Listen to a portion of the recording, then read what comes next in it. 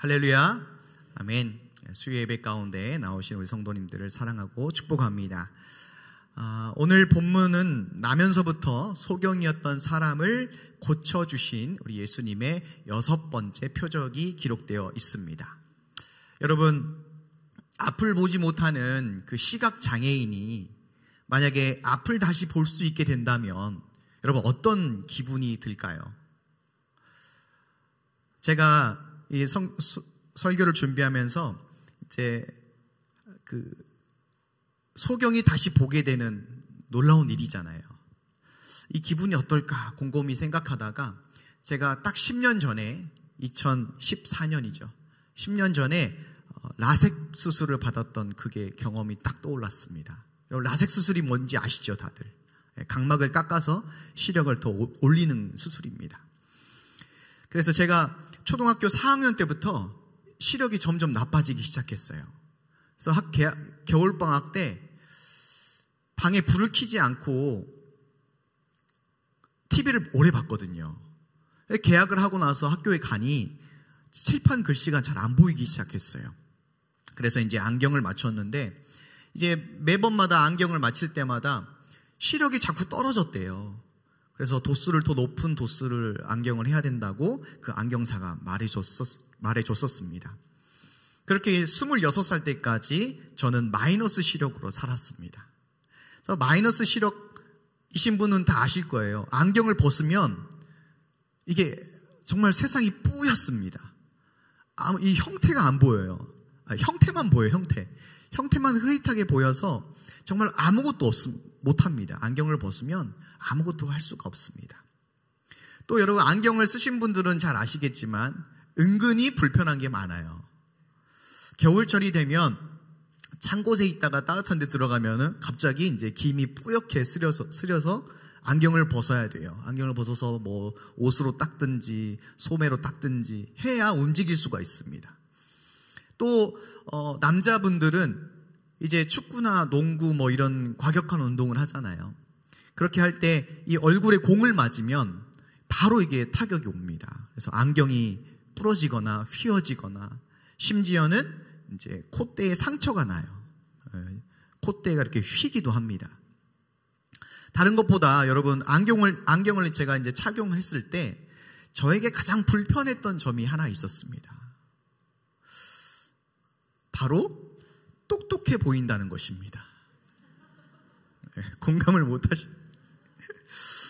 제 공부머리가 제가 그다지 별로 좋지 않았어요. 공부를 하고 싶지도 않고 솔직히 뭔 말 하시는지도 모르겠고. 그래서 이제 특별히 이제 신학기 때 이게 주로 발생을 해요. 신학기 때 이제 선생님들이 학생들의 이름을 모르지 않습니까?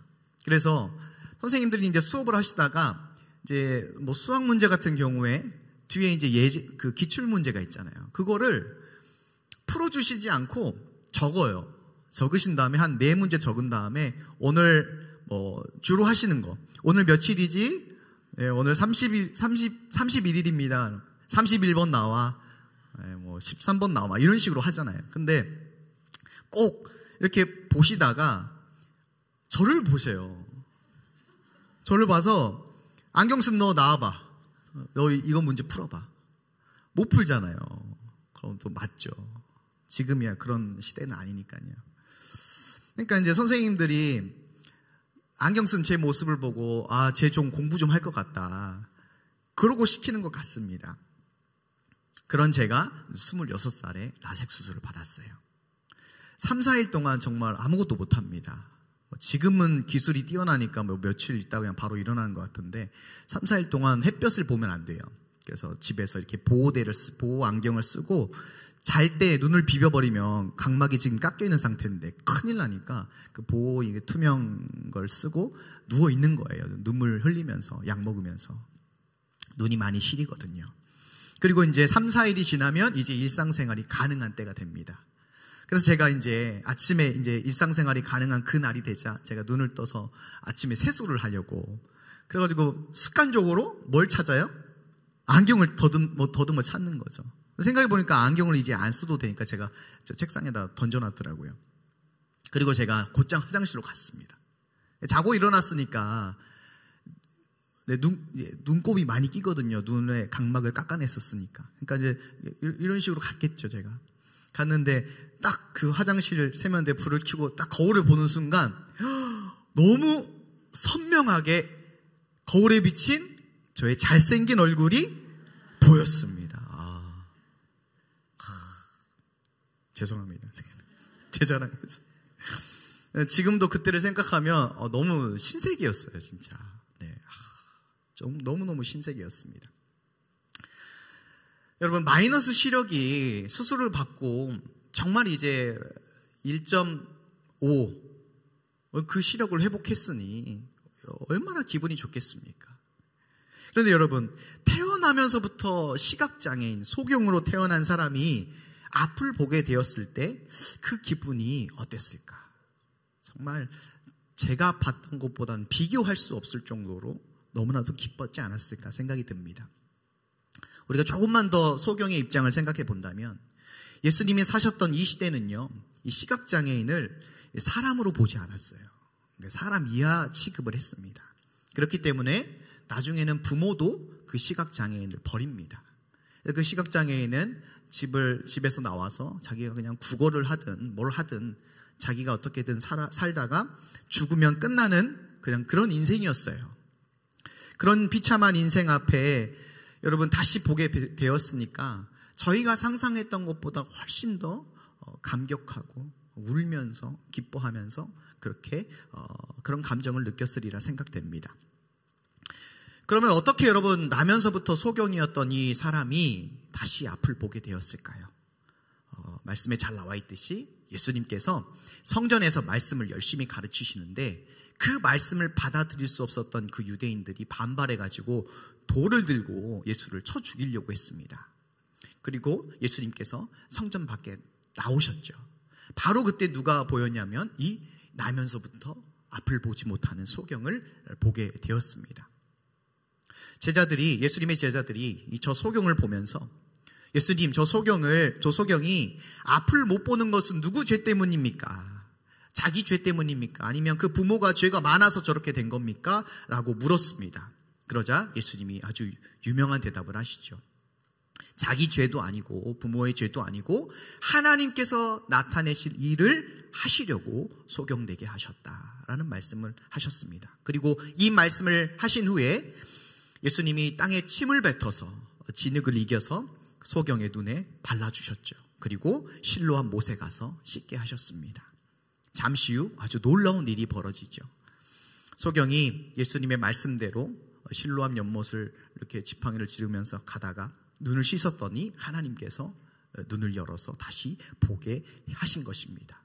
그는 처음으로 보이는 세상을 보면서 놀랬을 거예요. 그리고 물에 비친 자신의 그 얼굴을 보고 너무 놀라고 기뻐했을 것입니다. 예수님은 그렇게 너무 가엾고 또 불쌍한 그 소경을 고쳐주셨습니다. 그러나 여러분, 소경을 고쳐주신 데에는 한 가지 중요한 목적이 있었어요. 그것이 바로 무엇이냐면 자신이 세상의 빛 되심을, 구원자이심을 드러내시기 위해서 고쳐주신 것이죠. 예수님은 이 사실을 39절부터 41절까지 말씀을 잘 해주셨습니다. 우리 함께 39절 말씀 한 번만 같이 읽겠습니다. 39절 시작. 예수께서 가라사대 내가 심판하러 이 세상에 왔으니 보지 못하는 자들은 보게 하고 보는 자들은 소경되게 하려 함이라 하시니. 아멘. 예수님을 영접하는 자는 보지 못하는 자라도 눈을 뜨고 또 예수님을 거부하는 자는 본다고 하는 사람일지라도 다시 눈을 감게 된다라는 그런 말씀입니다. 여러분, 예수님이 세상에 오신 이유는 볼 사람은 보게 하고 그리고 감아야 할 사람은 감게 해서 세상을 심판하기 위해서 오셨습니다. 여기서 눈은 무슨 눈을 말합니까? 육의 눈이 아닌 영의 눈을 말합니다. 영의 눈이 본다는 것은 예수님이 하나님의 아들이시고 그리고 구원자 되심을 믿고 고백하는 것을 의미합니다. 또한 이 말씀을 통해서 하나님의 뜻을 분별하고 또 깨달아서 순종하는 것을 의미합니다. 다시 말해서 예수님을 나의 구원자로 믿고 말씀을 깨달아 그 말씀에 순종하며 사는 사람이 바로 영의 눈으로 보는 사람이라는 것이죠. 여러분, 어제 제가 새벽 설교를 통해서 말씀드렸지만 이 육의 눈으로 보지 못하는 사람들도 불행하지만 영의 눈으로 보지 못하는 사람들이 훨씬 더 불행한 것입니다. 이 구원의 빛이 예수님을 통해서 밝히 비춰졌는데 그 빛 대신 예수님을 보지 못하고 살다가 죽는 영적인 소경이 얼마나 많은지 모릅니다. 그런데 저와 여러분은 이 어두운 세상 가운데 예수님을 만나서 영의 눈이 띄어졌으니 여러분, 이 얼마나 큰 은혜인지 모릅니다. 사실 더 이상 바랄 것이 없는 인생이 바로 성도의 인생이라고 할 수 있습니다. 왜 그렇습니까? 영의 눈으로 보고 싶다고 해서 여러분 볼 수 있는 것이 아니죠. 여러분, 소경이 자기가 앞을 보고 싶다고 해서 앞을 볼 수 있습니까? 그의 눈앞에 너무나도 큰 LED 대형 조명을 갖다 비추면 여러분 볼 수 있습니까? 이와 마찬가지로 영의 눈도 예수님께서 친히 그 눈을 열어주셔야만, 영의 눈을 열어주셔야만 볼 수가 있는 것입니다. 내가 보고 싶다고 해서 되는 게 아니에요. 하지만 우리가 한 가지 좀 유념해야 될 사실이 하나 있어요. 무엇이냐면 저와 여러분이 하나님의 은혜로 예수 그리스도를 통해서 영의 눈이 열렸지만 자칫 다시 흐려질 수가 있다는 사실입니다. 여러분, 우리 몸의 신체 기관 중에서 가장 민감하고 예민한 부분이 어딘지 다 아시죠? 네, 눈입니다. 눈. 그래서 눈이 급소잖아요. 그래서 여러분, 하나님께서 사람을 창조하실 때 하루에 3만 번 이상 깜빡거리게 하셨어요. 우리가 눈을 깜빡할 때마다, 우리는 인식하지 못하지만 우리가 눈을 깜빡거릴 때마다 우리의 눈을 깨끗하게 만들 수 있을 정도의 일정량의 눈물이 나옵니다. 그래서 항상 우리가 이렇게 깨끗하게 볼 수가 있는 것이죠. 영의 눈도 마찬가지입니다. 우리가 하나님의 말씀으로 늘 닦아주지 않으면 우리의 영의 눈도 금세 흐려지고 심하면 앞이 보이지 않을 수도 있다는 것을 우리가 꼭 명심해야 됩니다. 나면서 소경된 이 사람이 순식간에 자기가 이제 앞을 보게 되었을 때 여러분, 상식적으로 모든 사람이 다 박수치고 환영해야 될 일입니다. 그죠? 그런데 여러분, 요한복음 9장을 보면 환영하는 분위기예요? 아니면은 누군가 색출해서 이거 어떻게 된 일이냐 막 다 분위기가 안 좋아지는 그런 상황이에요. 요한복음 9장 말씀을 쭉 읽어보면 우리 16절 말씀 한번 읽어볼까요? 대표적으로 16절 말씀, 자, 함께 읽겠습니다. 9장 16절입니다. 시작. 바리새인 중에 혹은 말하되 이 사람이 안식일을 지키지 아니하니 하나님께로서 온 자가 아니라 하며, 혹은 말하되 죄인으로서 어떻게 이러한 표적을 행하겠느냐 하여 피차 쟁론이 되었더니. 여러분, 이 수많은 유대인들과 이 종교 지도자인 이 바리새인들이 이 소경이 다시 보게 된 것을 여러분 축하해야 할 판국이죠. 그런데 예수가 하나님께로 온 자냐 아니냐를 두고 쟁론이 벌어졌습니다. 왜 이런 현상이 나타날까요? 바로 이들의 영의 눈이 가리워졌기 때문입니다. 영의 눈이 보이지 않기 때문에 빛 대신 예수님이 하나님께서 보낸 자냐 아니면 죄인이냐 이런 얘기를 하고 있는 것이죠. 그렇다면 여러분, 이 수많은 유대인들과 이 바리새인들의 이 영의 눈이 왜 가려졌을까? 오늘 그것을 한번 살펴보려고 합니다. 네. 첫째는요, 오해와 편견 때문에 영의 눈이 가려졌습니다. 뭐 때문에 가려졌다고요? 오해와 편견 때문에. 여러분, 오해와 편견은 우리의 영의 눈을 흐리게 하고 심하면 앞을 보지 못하게 합니다. 여러분, 예수님의 제자들이 성전에서 같이 쫓겨 나왔을 때에 그 소경을 보면서 뭐라고 물었습니까? 저 소경이 누구 죄 때문에 그런 겁니까? 자기 죄 때문입니까? 자기 부모의 죄 때문입니까? 라고 물어봤죠. 이러한 물음은요, 예수님의 제자들만 가지고 있었던 생각이 아니라 이 당시 대부분의 유대인들이 가지고 있던 오해와 편견이었습니다. 여러분, 당시 소경은, 그리고 문둥병, 우리가 잘 아는 나병, 그런 중한 병에 걸리면 그 사람이 죄가 있다고 벌을 받은 걸로 다 생각을 했어요. 그리고 그 부모, 그 조상들이 죄를 지었기 때문에 하나님께서 그에게 벌을 내리신 거다. 다 그렇게 생각을 했습니다. 하지만 예수님은 이 사람이나 그 부모가 죄가 많아서 그런 것이 아니라 하나님께서 하시는 일을 나타내고자 그에게 소경되게 하셨다라고 말씀을 하셨죠. 예수님은 이러한 그 제자들의 질문에 소경을 향한 그 사람들의 잘못된 오해와 편견을 꼬집으셨습니다. 사실 여러분, 유대인들만 이런 오해와 편견을 가지고 있는 것이 아니죠. 생각해보면 모든 사람들이 다 이런 생각 가지고 있어요. 대표적으로 불교가 그렇죠. 불교. 전생에 얼마나 죄를 많이 지었으면 그런 천하의 몹쓸병에 걸리냐. 그런 말 많이 듣잖아요, 저희. 그런데 여러분, 조금만 생각해보면 이것이 얼마나 큰 오해고 편견인지를 쉽게 알 수 있어요. 여러분, 소경이 자기와 그 부모의 죄 때문에 나면서부터 소경이 되었다면 세상 모든 사람이 다 소경으로 태어나야 되지 않겠습니까? 그죠? 죄 없는 사람이 어디 있어요? 우리의 조상 아담이 자기가 하나님처럼 되고 싶어가지고 하나님께서 먹지 말라고 했던 그 선악과를 먹어서 말씀을 어겼지 않습니까? 그 죄가 쭉 모든 인류에게 퍼져나가는데, 그러면 모든 사람이 다 소경으로 태어나야 되지 않겠습니까? 사실 여러분, 수없이 많은 오해와 편견으로 영의 눈이 가리워진 사람이 너무 많습니다. 예수님을 믿는 저와 여러분도 예외가 아니죠. 인류 역사상 지금 정보가 가장 많이 쏟아지는 시대를 살고 있습니다. 저와 여러분이. 전쟁도 없고 정보가 쏟아지고. 어제 뉴스 혹시 보셨어요? 일론 머스크라는 사람이 사람 뇌에다가 칩을 심어서, 제가 정확하게 명칭은 모르겠지만 그 실험을 원숭이에게 했는데 그 실험이 성공이 됐어요. 그런데 이제 미국 식약청에서 사람에게도 그 실험을 허가했습니다.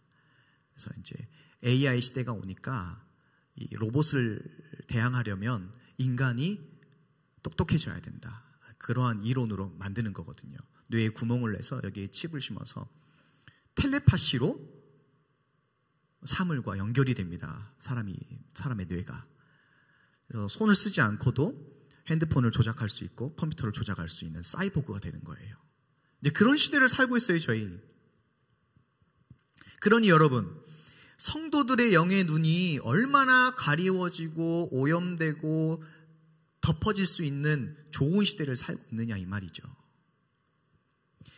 온갖 잘못된 정보들이 유튜브만 틀어도 쏟아져 나옵니다. 거짓 정보들, 잘못된 정보들. 그래서 여러분, 우리의 영의 눈이 충분히 흐려지고 가리워질 수 있다는 것을 우리는 명심해야 돼요. 그렇기 때문에 나의 영의 눈이 가려지거나 흐려지지 않도록 기록되어져 있는 영원한 하나님의 말씀을 늘 가까이 보면서 우리의 영의 눈을 닦아야 되는 것입니다. 그러한 성도님들이 다 되시길 소망합니다. 둘째로, 우리의 영의 눈을 가리는 것은 율법주의입니다. 뭐가 가린다고요? 율법주의.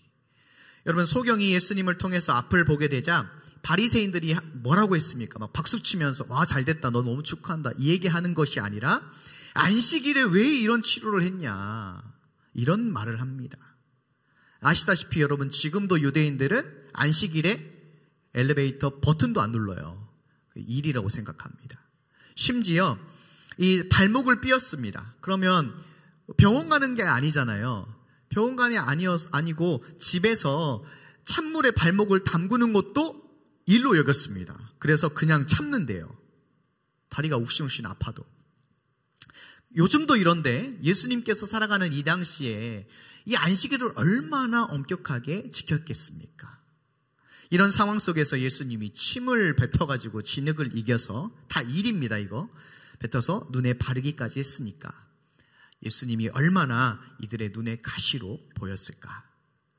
그래서 평생 앞을 못 보던 소경이 다시 보게 되었음에도 안중에 없어요. 그런 것은 안중에도 없고 율법을 앞세워서 예수님을 정죄하고 판단하기 바빴습니다. 이것이 바로 율법주의입니다.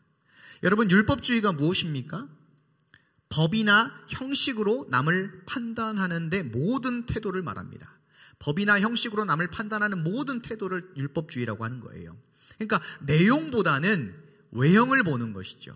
본질보다는 껍데기를 중요하게 생각하는 것이 율법주의입니다. 교회 안에도 율법주의로 영의 눈이 흐려지거나 가려진 사람들이 많이 있어요. 말씀과 기도 생활을 통해서 얼마나 예수님을 따르고 닮아가느냐가 아니라 말씀을 몇 번 읽었느냐, 통독했느냐, 기도를 얼마나 오래 하느냐, 전도를 몇 명 했느냐로 판단하고 정죄합니다. 이런 율법주의 신앙생활을 오래 한 성도들에게 더 자주 발견이 돼요. 오랜 시간 동안 하나님 말씀을 듣고 배웠기 때문에 자신이 판단할 수 있는 그 기준이 견고하게 세워져 있는 것이죠. 하지만 그 견고한 기준이 독이 되어서 남도 죽이고 나도 죽일 수 있다는 것을 여러분 기억하시기 바랍니다. 왜냐하면 내가 율법주의로 남을 정죄할 때 그 정죄함이 결국에는 누구에게 돌아와요? 나에게 똑같이 돌아오기 때문입니다. 나에게 똑같이 적용되기 때문입니다. 여러분, 저와 여러분은 은혜로 구원받은 죄인입니다. 믿으십니까? 예수님을 믿어서 영적인 신분은 하나님의 자녀로 변했지만 여전히 연약하고 흠 많은 자들입니다. 그러니 누가 누구를 정죄하고 판단하겠습니까? 요한복음 8장에서 이런 말씀이 나와요. 현장에서 간음하다 잡힌 여인이 나옵니다. 여러분, 그 여인을 예수님께서 어떻게 대하셨습니까? 나도 너를 정죄하지 않는다. 그러니 가서 다시는 죄를 짓지 말아라 라고 말씀하셨죠. 여러분, 예수님은 죄가 있으세요, 없으세요? 죄가 없으신 하나님이세요. 그 자리에서 돌을 들고 그 여인을 쳐 죽여도 누구도 말을 할 수가 없는 그러한 분이십니다. 하지만 정죄가 아니라 그 시점으로 반년 뒤에 자신이 십자가에서 죽으실 것을 생각하면서, 그 여인은 돌 맞아 죽어야 되거든요. 그런데 그 돌을 십자가에서 내가 맞을 테니까, 그러니 나도 너를 정죄하지 않을 테니까 다 가서 내 십자가의 사랑을 깨닫고 죄를 미워해라, 죄를 짓지 말아라 라고 여인을 용서해 주셨습니다. 사랑하는 성도 여러분, 우리 예수님께서 십자가에서 달리셨을 때에 어떤 눈으로 저희를 바라보셨을까요? 율법주의로 바라보셨을까요? 그 율법주의 눈으로 보셨다면 애초에 예수님은 십자가를 지시지 않았을 것입니다. 저희가 나은 게 하나도 없잖아요. 만족하는 게 하나도 없잖아요. 오직 은혜와 사랑, 그리고 당신의 그 공의의 눈으로 저와 여러분을 보셨기에 그 험한 십자가에서 물과 피를 흘리며 죽으실 수가 있었어요. 그러니 저와 여러분이 그 율법주의 눈으로 상대방을 바라보면서 정죄하고 판단하는 것이 아니라 오직 은혜와 사랑과 그 공의의 영의 눈으로, 그 사랑의 눈으로, 예수님의 눈으로 나와 상대방을 바라보시는 그런 영의 눈이 되시길 축복합니다. 아멘. 자, 영의 눈을 가리는 것 두 가지를 말씀드렸습니다. 첫 번째 뭐였습니까? 오해와 편견. 두 번째는요, 율법주의. 네, 마지막입니다. 우리의 영의 눈을 가리는 것은 교만입니다. 교만. 자, 우리 39절 40절 말씀 한번 읽어보겠습니다. 39절 40절. 자, 시작. 예수께서 가라사대 내가 심판하러 이 세상에 왔으니 보지 못하는 자들은 보게 하고 보는 자들은 소경되게 하려 함이라 하시니, 바리새인 중에 예수와 함께 있던 자들이 그 말씀을 듣고 가로되 우리도 소경인가? 보는 자들은 소경되게 하려 함이라 라는 이 예수님의 말씀에 이 바리새인들이 그러면 우리도 소경이냐? 라고 발끈합니다. 이 바리새인의 말과 행동은요, 교만에서 나오는 것이에요. 여러분, 바리새인이 누구입니까? 율법을 가장 많이 알고 있는 지도층이죠. 하지만 문제는 아는 것에 그치고 말씀에 순종하는 삶이 전혀 없었다는 것입니다. 이들은 하나님의 백성으로 택함을 받고 모세의 율법을 가지고 있고 예루살렘 성전을 가졌다는 그 교만함으로 영의 눈이 너무나도 가려져 있었기 때문에 빛 대신 예수님을 바로 눈앞에서 보면서도 전혀 알아보지 못했던 것입니다. 그 결과 그 빛 대신 구원자 되신 예수님을 십자가에 못 박는 일을 한 것입니다. 여러분, 많이 안다고 결코 좋은 것은 아닙니다. 아는 것이 많으면 교만해지기가 쉽죠. 그렇다고 여러분, 하나님 말씀을 배우는 일을 제가 격화시키는 것이 아닙니다. 하나님의 말씀을 알고 있는 것을 삶으로 행하지 않으면 아무런 영적 유익이 없다는 의미입니다. 조금 더 과격하게 말씀드리면 예수님을 잡으려 했고 나중에는 십자가에 못 박은 그 바리새인과 차이가 없다는 것이죠. 그냥 머리로만 말씀을 많이 알고 있으면요. 교만은 패망의 선봉이라고 했습니다. 그러니 우리는 늘 하나님 말씀 앞에 교만하지 않도록 말씀을 바로 읽고 배워야 합니다. 사람의 지식으로만 말씀을 대하지 않고 성령께서 우리의 심령에 말씀을 깨우쳐 주시도록 겸손하게 엎드려야 합니다. 여러분, 솔직히 우리가 하나님 말씀 앞에 어떻게 교만할 수가 있겠습니까? 지난 주일 설교 다들 잘 들으셨죠? 우리는 지혜로운 사람도 아니고요. 우리는 영향력 있는 사람도 아닙니다. 좋은 가문에서 태어난 사람도 아닙니다. 그런 저와 여러분을 택해 주셨지 않습니까? 저와 여러분은 태생이 마귀의 종이고 우리 아버지는 마귀였잖아요. 그런데 그런 비천하고 업심여김을 받는 보잘것없는 그런 사람을 택하여 주셔서 하나님의 자녀로 불러주시고 우리의 영의 눈을 열어주셨으니 우리가 어떻게 교만할 수가 있겠습니까? 가만히 생각해보고 따져봐도 도저히 구원받을 자격이 없는 우리입니다. 그러니 예수님께서 보게 하신 이 영의 눈이 다시 흐려지지 않게 또 가려지지 않게 늘 겸손하게 하나님 말씀 앞에 엎드려야 될 줄로 믿습니다. 이제 말씀을 맺으려고 합니다. 여러분, 요한복음 9장에 소경이 눈을 뜨는 그 메시아의 표적, 예수님의 그 표적을 보고도 영의 눈이 가려진 많은 유대인들과 바리새인들은 참으로 안타까운 모습을 보였습니다. 이들의 영의 눈에 가려진 것은 그들이 가지고 있었던 잘못된 오해와 편견이었고, 그리고 율법주의였고, 그리고 무엇이었습니까? 교만함. 그 교만함이 그의 영의 눈을 가리웠습니다. 우리 수지산성 가족들 모두는 이 세 가지 것을 조심하셔서 그와 반대로 행하시면 돼요. 하나님 말씀으로 바로 알고, 그리고 율법주의가 아니라 은혜와 사랑과 공의로, 그 눈으로, 그리고 교만이 아닌 겸손함으로 하나님 말씀 앞에 선다면 우리의 영의 눈은 더욱더 밝혀져서 그 눈으로 하나님을 배웠고, 그 눈으로 영적인 소경들을 찾아내서 그들의 눈을 밝혀줄 수 있는 그러한 자들이 될 줄로 믿습니다. 그러한 인생이 되시길 예수님의 이름으로 축복합니다. 기도하시겠습니다. 말씀 한번